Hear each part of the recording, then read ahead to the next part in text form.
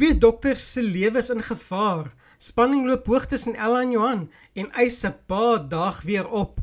Dis jou binnelanders voorskou vir 8 tot 12 Desember. Hallo almal, dis Jock en jy kyk nou na TV-praatjies. As jy nuut is, welkom.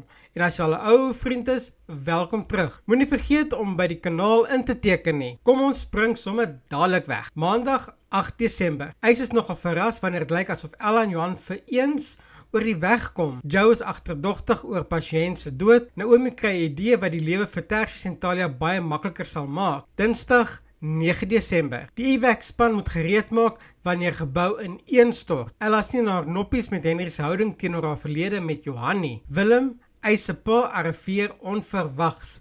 Wat dink julle bring hom terug na Pretoria toe? Woensdag 10 Desember. Tertius en Nicolette word vasgekeer in die kelder van die gebou wat ineengestort het. Die spanning tussen Henry en Ella word net groter. Eis is bekommerd oor sy pa se gesondheid. Donderdag 11 Desember. Tertius en Nicolette is nog steeds vasgekeer in die kelder en hulle voorraad word al hoe minder. Eis maak 'n afspraak vir sy pa by Henry en Ella maak oop teenoor Naomi oor haar verlede met Johan. En die week sluit af op Vrydag 12 November. Die spanning tussen Ella en Johan bereik breekpunt. Willem en Anja se paaie kruis. Hier kom 'n storie. En Nicolette weier om te praat oor wat die vorige aand gebeur het. Ek hoop net nie dit is wat ons dink dit is nie en hulle die kat in die donker geknyp nie. Hier kom groot moeilikheid.